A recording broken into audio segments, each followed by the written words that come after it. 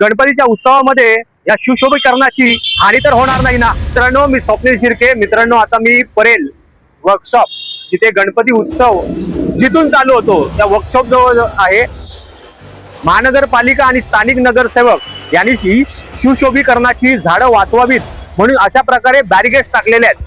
उत्तम कार्य केलेले आहेत. परंतु इथे प्रश्न असा उपस्थित होतोय की ज्यावेळी लालबागमध्ये ही अशा प्रकारची जेव्हा बॅरिकेड्स लागलेली, त्यावेळी काही बाहेरच्या लोकांनी येऊन धुमाकूळ घालून असेच बॅरिकेड्स तोडले होते. त्याच्यानंतर महानगरपालिकेने लालबागमध्ये अशा प्रकारचे बॅरिकेड्स लावले होते.